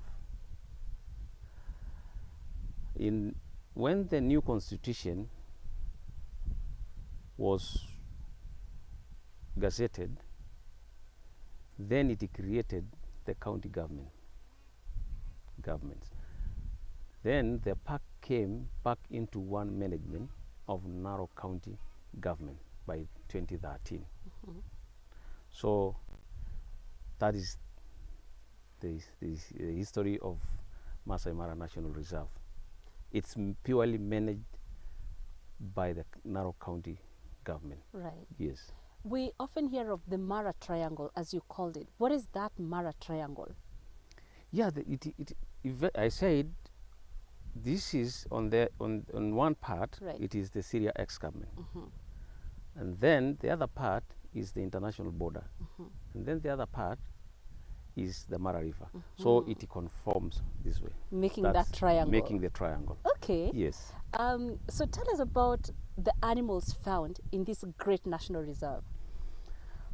Well, the animal found in Maasai Mara National Reserve, almost all animals. It is unique. It's a unique national reserve. This is where you can get almost all species of animals, the big five, even though now we can add to big nine. Right. But all the big five, you can get the big five within a span of 30 minutes. Wow. This is the lion, the buffalo, the rhino, the rhino, the buffalo, the leopard, the elephant, and the rhino. Yes, you know. So you can get the big five. Secondly, this one part of the world, we have a free range rhinoceros, the indigenous rhinos, the Mara National Reserve. Right. You can get, this is where you can find the black rhinoceros. It's a special species, endangered species, so you can get it in the Mara freely. Right. It's a free range. Yes. Secondly, this is where now, on top of all, is where you can find the wildebeest migration. The Mara cross from Serengeti National Reserve to the Mara, and here you can witness the crossings of the wildebeest. So it's unique. Right. It's a unique area of itself. I think we wouldn't be here if it wasn't for that great migration that you just talked about. So give us a history of that migration. Well, this is a natural phenomena of which people have not even known when it started and where it ends, because it is a fluid year cycle. So they come to the Mara, they go to Serengeti, they come to the Mara when they want to meet. They met here and then goes back to Serengeti around Ngorongoro crater and then Tutu plains to calve. So it is, in fact, the history is that they go to Serengeti to calve, they met here. It is a very interesting historical movement. Yeah. Yes. And just to put it into context for those watching, Serengeti is the national park across in Tanzania. That is where you heard the chief warden talk about the border of Tanzania. So that is where they go to give birth to their young ones. And then once they come back to Kenya. They come back to Kenya for another meeting. Yeah. Yes. Have you, I would imagine, definitely, that you've witnessed actually that crossing. How is that spectacle like? Just seeing it. It's marvelous. Yeah. It's so nice. And that's why you see visitors from all over the world. Most of them would like to come this time of the year because of the wildebeest crossing. It is very interesting. Right. Yes. And does it happen at a specific time of the year, or is it just at a random time of the year that it happens? No. They go to Tanzania and calve and then come back around July. They stay here for 3 months to October, depending on the weather. You know, also what triggers the movement of the migration is the weather. explain to us a bit more about the weather and how it plays into this. Yeah, also the migration goes for the nutrient grass and green pastures. So when they go and calve there, they go when the rains started in Tanzania, so that the little ones can get the nutrients, and the mothers also get enough food for the calves. So they follow the weather patterns. So when it also started on our side, and when the rain is on, we have a lot of pastures. They migrate now to come and mate here, and then they go back. Yes. So, just watching these millions of animals cross, it's called the wildebeest migration. But it's not just the wildebeest that do the migration. There's also other animals, right? The zebras and the antelopes. Yeah. So why do these others migrate? What is this relationship that exists between these three different species, the wildebeest, the antelopes, and the zebras? It is the same thing. Yeah. They go for pastures also. So they move with the wildebeest, going for pastures and the green areas, green grass, for the same purpose. So they move together. About 500 zebras, about 200 gazelles, they move together. Right. Yes. So that's 500,000 or just 500? Yeah, but this year, Mm. we have seen what we have never seen there before, because it seems that they migrated. We have seen many wildebeest than there before. I think this time round they might clock to 1.53 million. Oh wow! Yes. 3 million. Yes. Wow, that's Yes. that has never happened before. It has never happened. Maybe those years before we were born, I think. Wow! So this Yes. is a strange phenomenon It we're is a experiencing strange- this yeah, year. It is a strange one. That's just incredible. Yes. And I'm curious to know that those animals, like the calves, for example, they will be making the journey for the very first time in their lives. But there are those animals, like their moms, they will have made that journey before. Do they follow specific routes, or is it just randomly they just follow where they feel like going? Yeah, they follow the same route, and sometimes go the way but they follow the same route when they come back to the Mara. But when they come closer to the Mara, they can decide to come through the northern corridor, or the southern corridor, or the western corridor, depending on the weather patterns. They can decide to come through the triangle, cross. They can decide to come through Saint River, across to the Mara. So when they near to the Mara, they can pass any route, any crossing. Right. Yes. Okay, and for the animals, the predators, because now you've talked to us about those that migrate and the reason why they migrate. Do the conditions of the predators, for example, do they also adapt to those of the wildebeest migrating, or those doesn't, for them they don't really change? Well, sometimes they change because they move with the migration for prey. Yes. So the lions can follow the migration, and also all the cats. So that means they will also cross the river. But they don't go towards close to Tanzania. Tanzania, because these are almost territorial animals. So when maybe they move around the Mara. Yes. Okay. Yes. And so for these animals, when they go to Tanzania, somebody might wonder what then happens to the Maasai Mara, because the Maasai Mara is synonymous with the migration. Are there any animals that are left here, and is there a reason for anybody to come and see the Mara at that time? Yeah, we have so many animals. We still have the residents wildebeest, and still have the resident zebras and gazelles, and obvious the other big five is they don't move, they're there. So Maasai Mara is as usual. We don't experience anything. Right. It is as usual. We have the same animals, except the migration moving back to Tanzania. Yes. For the animals that are resident here, the wildebeests and zebras that do not migrate, what do you think makes them not follow their counterparts? It is natural instincts. Yes. Okay. Yeah. Those days, and Caribbean, those days, before the corridors were closed. Right. Because of human settlement. This migration used to go as far as Mboseli, come down through Kapiti Plains, through Nairobi. Through Nairobi, that's the capital Yes, city of Kenya. Yes, and National Park, exactly. come down to Loita Plains, and then they come down to the Mara. They divide into two. Wow. Yes, but because of human settlement, tough.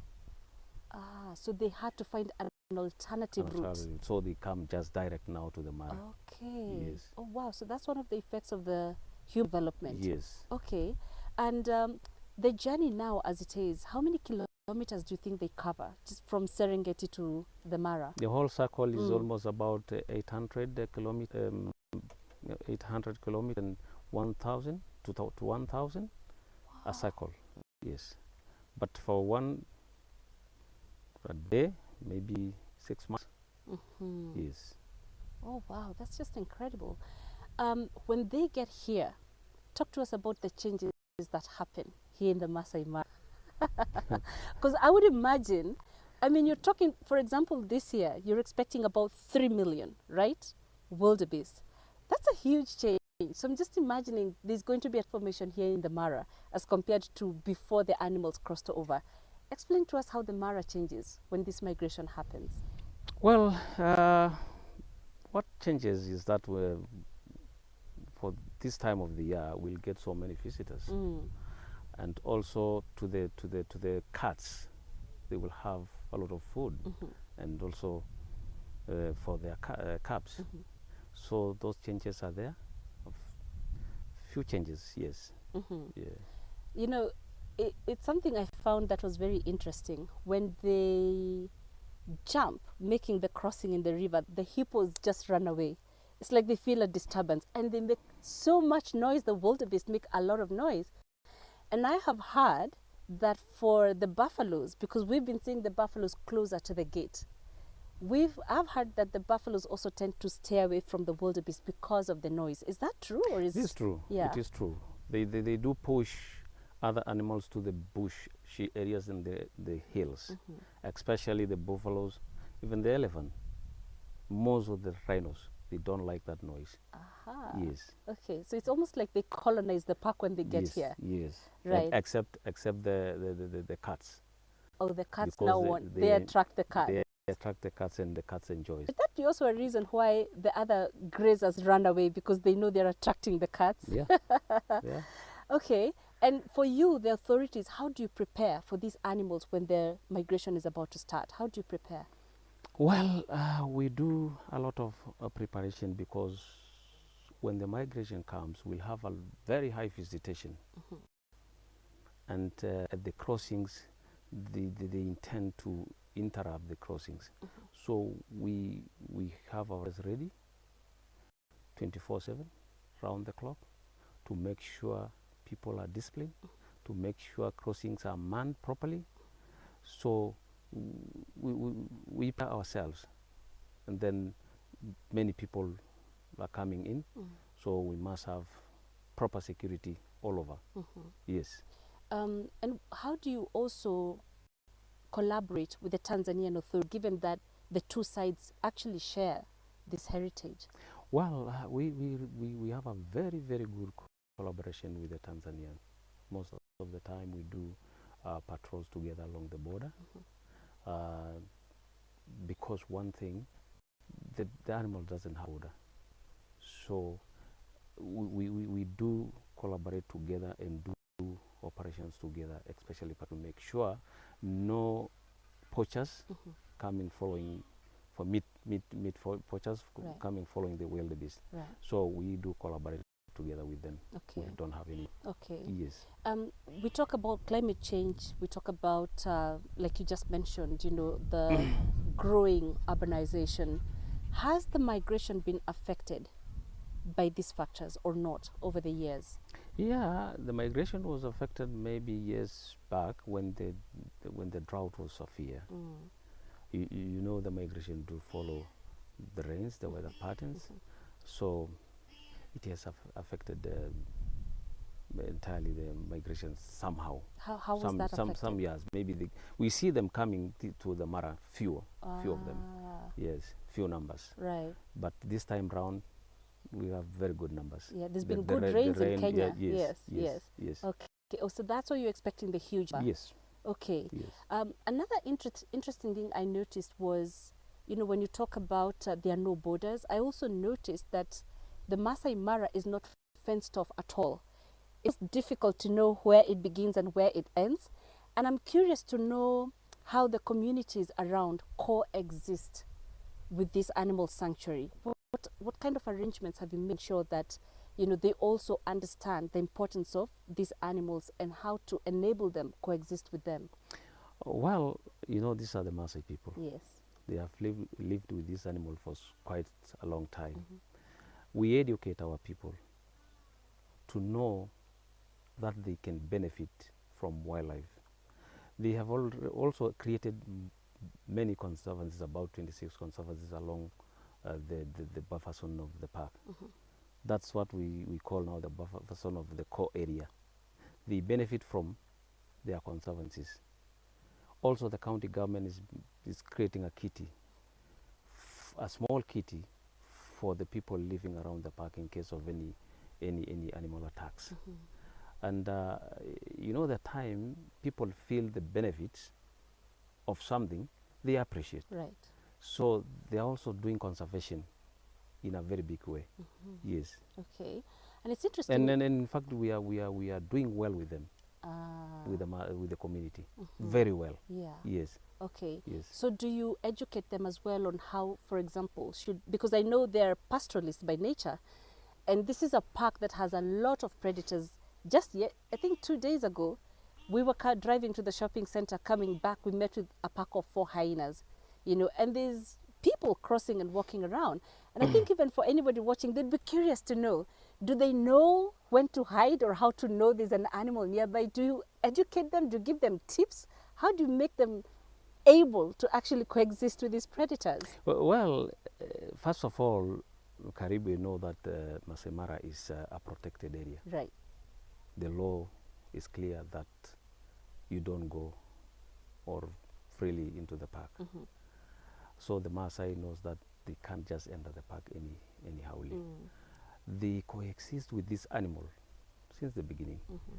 And after them creating or establishing their conservancies, they are also interested because they are getting something out of their conservancies. So these are people who knows how to coexist with the animal, and we educate them on how to do all this. Yes. Okay, I know you also receive, like you mentioned, a lot of visitors during this time of the year. How do you educate your visitors on the do's and don'ts while inside the park? Yeah, at the point of entries, we have men and women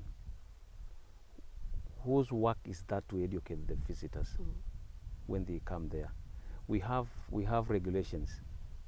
We give them.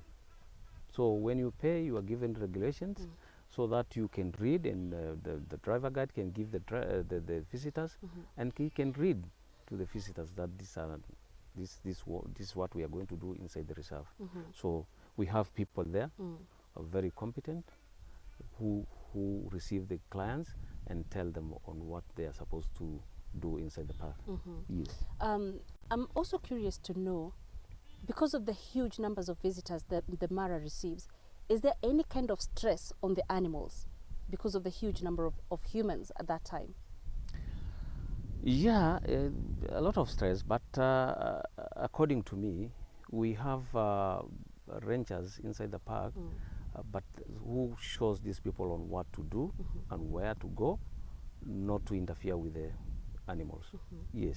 Okay. We have units, several units. We have the animal and anti-animal and harassment unit, which is purposely their work is that to make sure the animals are not harassed. Right.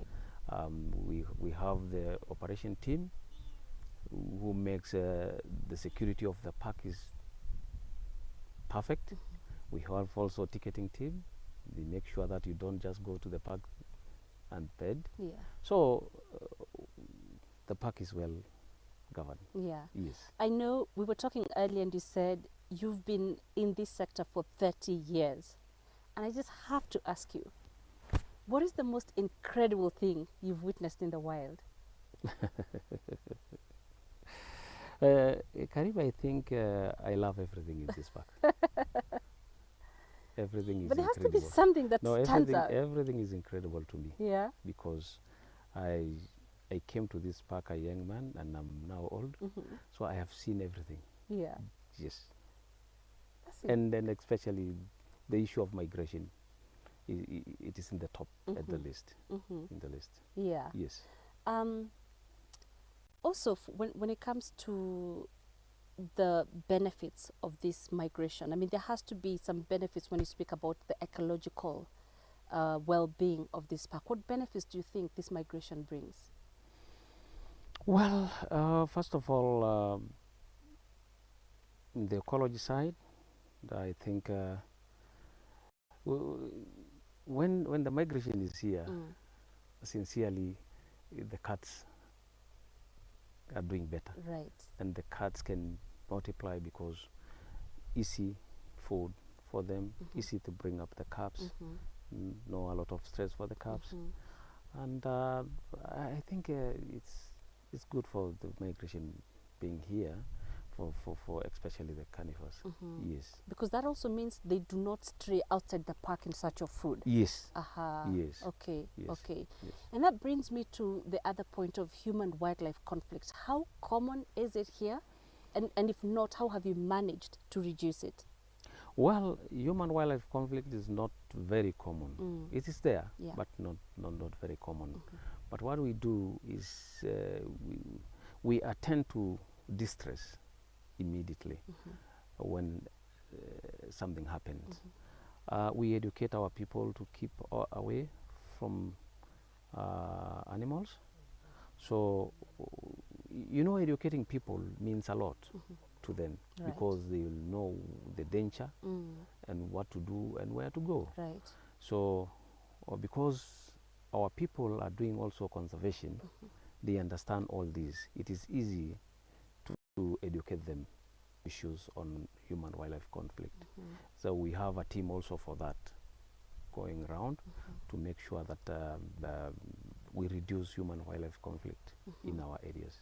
Yes. Okay. Yep. And just as we approach now the end of our interview, I also wanted to know when it comes to the conservation, because what affects, for example, you talked of the rhino, which is a very rare species that you have here.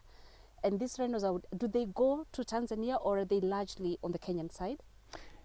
Well, they do. They do go. Yeah. They do go. Yeah. But what is there, we do ear notch, put the marks on the ears Right. of our rhinos. Yeah. So we can easily identify when they go to Tanzania. And also the Tanzanians, because of the good collaboration, they report to us. Okay.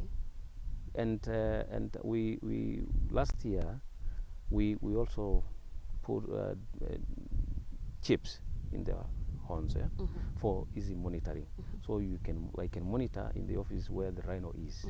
So if it is in Tanzania, the gadget will tell me that this rhino has crossed the border. So they cross, they do. But we have a very, very good relationship with the Tanzanians. So they have also managed to have a rhino unit on the other side as we have. Okay. So the both rhino units collaborate and get information from each other. Okay. Yes. And also that collaboration, I would imagine, extends even beyond animal protection. When it comes also to, like you said here in Kenya, you do a lot of community awareness. You know, that as well happens on the other side. Well, I think so. I think so. That's another government. Right. But you would So, hope that it happens so that the animals don't get killed on the other side. Yeah. Yeah. Okay. Yes. How, for 30 years, you've been here. You've watched Maasai Mara grow what it is. Looking forward, what would you like to see happen for the next generations of Kenyans that will come? What would you like them to do feel has not been accomplished yet? Well, this is an asset to the Maasai community and to the country. Right. I just want to see Maasai Mara is protected well for future generations. Now, where the government of Narok County taking this park, it's on the right track. Right. We have a working government, very serious in conservation. So I would like to see the Mara there when I'm there. That is very good.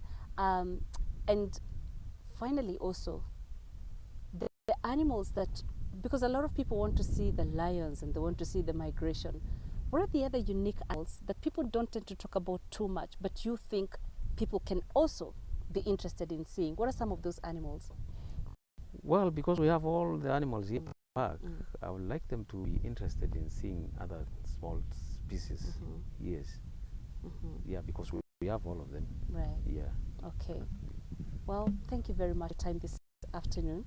You've given us plenty of information about the Maasai Mara, and next time, as people come here, they'll get to know these do's and don'ts that are actually made known to you right at the entrance of the gate before you get to the Mara. Thank you very much for your time this afternoon. Thank you very much, Yes, Karima. Asante, as we say in Kenya. Asante. And so, yeah, our coverage continues live from here, the Maasai Mara National Reserve. I am now handing you to my colleague, Jerry. He's on the other side. Let's hear what Jerry has to tell us, what he's been up to for the last 30 minutes or so. Jerry. Very interesting insights there from Stephen Melis. Of course, Penina Karibe helping us tap into that vast wealth of knowledge as well, so that we also just get to know a little more about the Maasai Mara National Reserve and the great migration here. And as we just continue with this coverage, just want to bring to your attention one of the most famous or rather phrases in the wild. And this goes, every morning in Africa, the gazelle knows that it has to outrun the fastest lion, it will die. And every morning in Africa, the lion wakes up knowing it has to outrun the slowest gazelle, or it will be killed. That basically sums up life in the wilderness. And the Maasai Mara gives a whole feel of life in the wild. And with the great migration that, as you have had Stephen Menis say, it starts from July and goes all the way through to October. And within that cycle of migration of these animals from Tanzania, Serengeti National Park to Kenya, Maasai Mara National Reserve, you get a chance to have a holistic view of life in the wild. Of course, as Penina has just managed to brief us there, of course, in that interview with Stephen Menis, who is the chief warden here of the Maasai Mara National Reserve.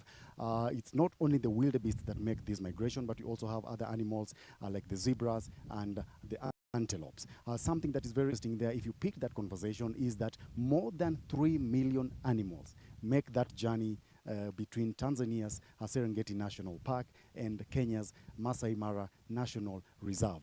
I am still on the banks of the Mara River, and as we had mentioned earlier, this is one of the places where you will find the most spectacular events of the migration calendar.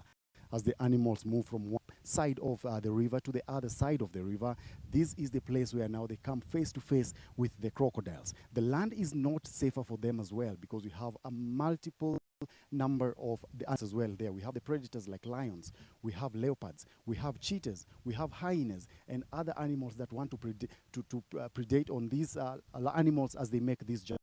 And as we had mentioned as well, Ron, for these predators, this is a time of plenty. They are almost assured of meal, so long as they make some little effort there. And it has been a very interesting conversation there, as we have heard from Stephen Menis. There is a lot of work that goes on here. It's a collaboration between the Kenya Wildlife Service, Narok County government, and other players within the Kenyan government, just to make sure this vast land of mass here is protected for the animals. And he also mentioned something about ensuring minimal human interruption of the flow of animals from Serengeti National Park to Tanzania's Maasai Mara National Reserve. We're still with you for a couple more minutes, and we just want to take you through some of the things that as well you can find within the Mara Penina. That was a very insightful engagement that we had there.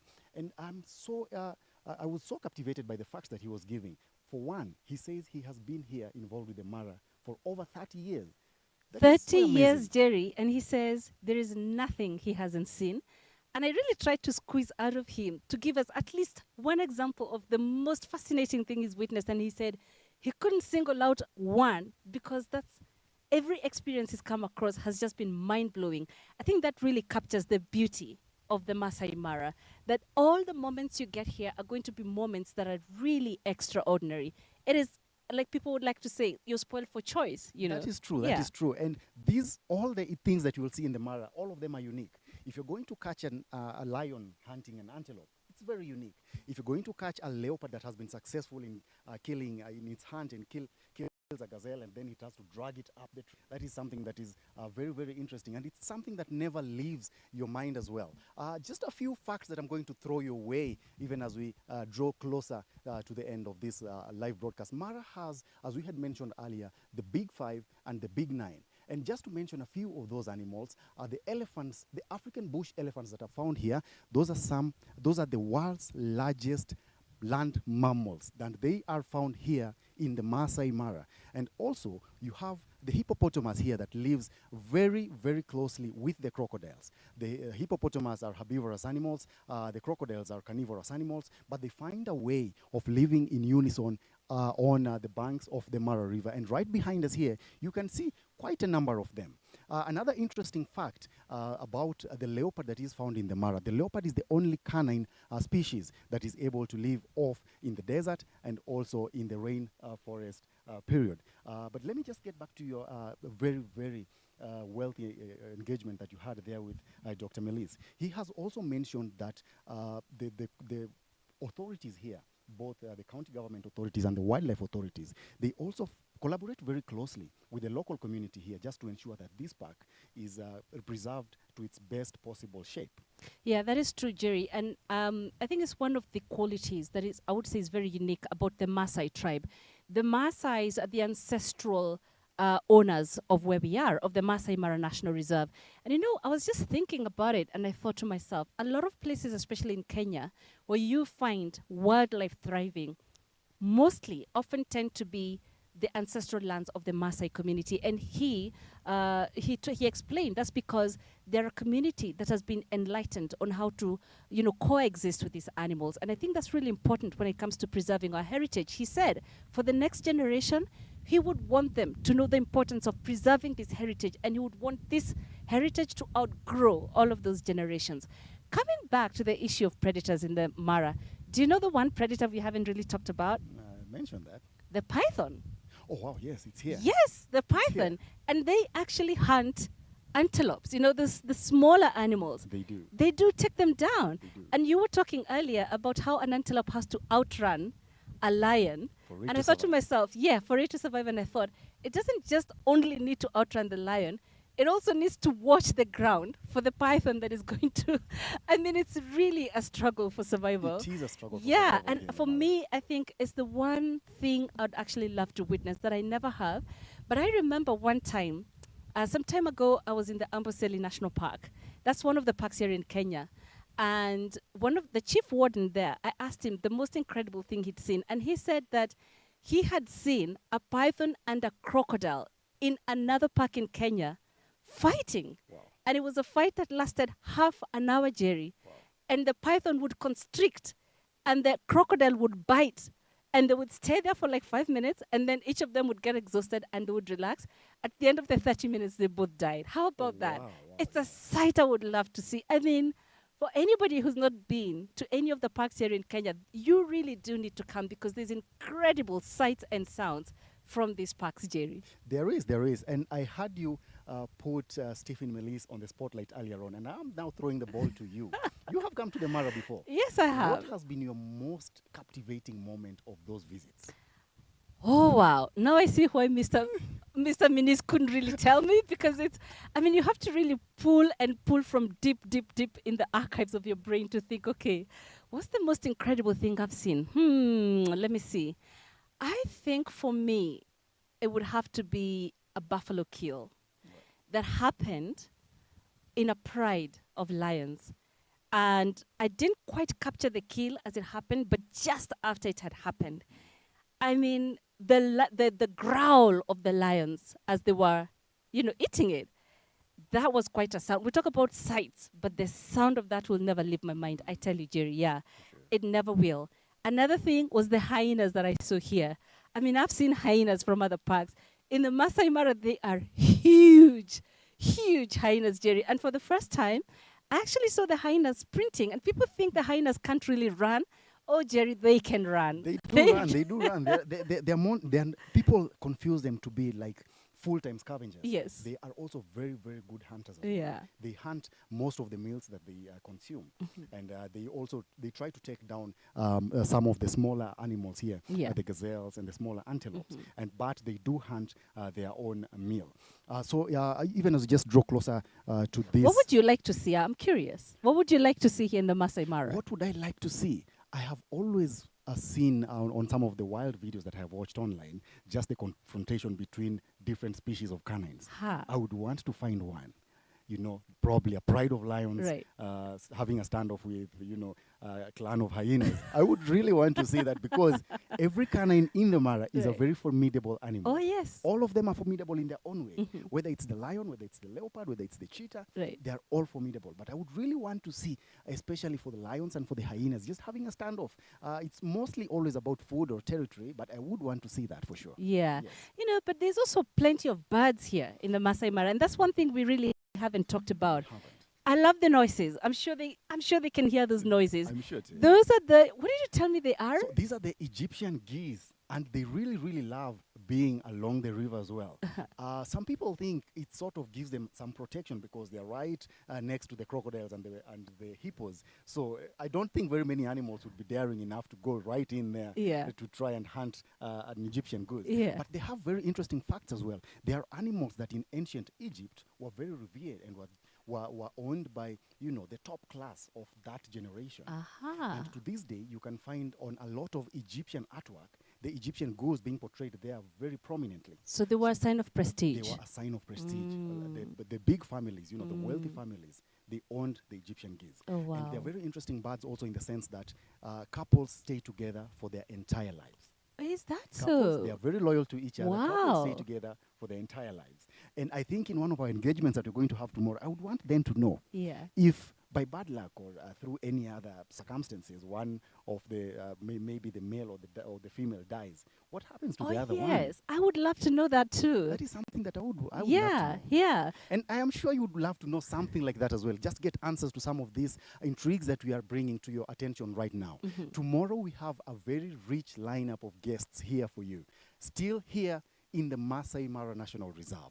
Today we have had a chance to tap into the rich wealth of knowledge and experience of Stephen Melis here, of course, with the help of Penina Karibe. Tomorrow we have a set of the governor of Narok County, which is the host county of the Maasai Mara National Reserve. That is Stephen, that is Patrick Olentutu. And then later on, we will have the cabinet secretary for tourism and wildlife. Yes. I'm actually looking forward to that. And what I love about the governor is that he actually is a Maasai. I can imagine the wealth of information he must have. For sure. I'm curious to know how the tribe knows so much about these animals, because it's the one tribe in Kenya that is known for being fearless, that is known for, as they say, walking with the lions, Yeah, I think just on a personal note, I'd want to know the stories that were passed down generation in his tribe about how they dealt with these animals, and even now how they're dealing with it as the community becomes more and more, enlightened, and their children are now going abroad.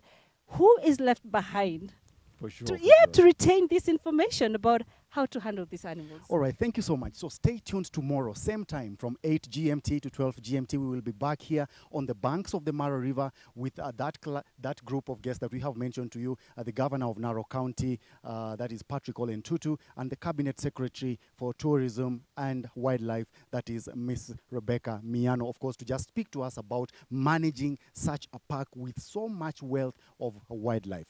For now, we just want to just leave you again with some of the images that are coming to you live from different parts of this park, just as you continue getting just more experience from this park of the animals, of the life in the wild. But it has been a pleasure, of course, to have you here with us for the whole duration of this interview, and of course for this session that we have had. I have been one of your hosts, Jerry Owili, and I have been with Penina Karibe. We'll be glad to have you tomorrow again. For now, goodbye.